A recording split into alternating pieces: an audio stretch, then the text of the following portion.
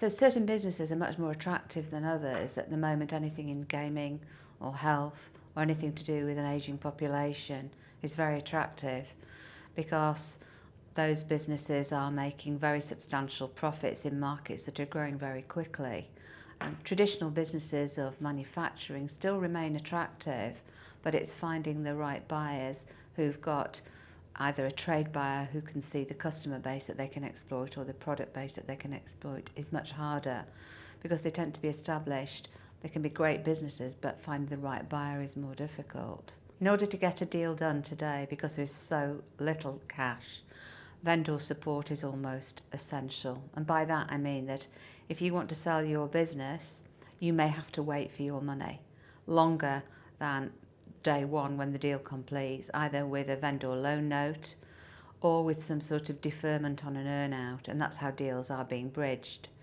Or alternatively, dependent on the deal size, private equity may be available, which of course is more risk finance.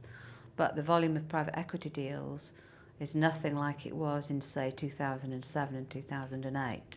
And they tend to be for much larger deals. So for an owner-manager deal, private equity are rarely going to get out of bed for less than £5 or even £10 million, and that's their slot into the pocket rather than the whole value of the deal.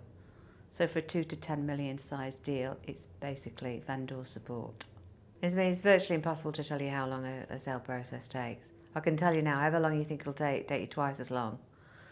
At the moment, deals are taking probably between 6 and 9 months from instruction. 3 or 4 years ago, you could have probably taken 3 months off that process, but everything is much slower now as people take longer to come to decisions, whether it be getting the finance, looking at more opportunities, credit suppliers taking longer and longer to make a decision, more opportunities, so things take longer. Also, in corporate finance, December and August don't count as months. Very few transactions take place in those periods because so many people are on holiday. So by the time you've taken those 2 months out, you're basically talking about a year from instruction. Some deals go through a lot quicker if you're very lucky, but you should set yourself approximately a year.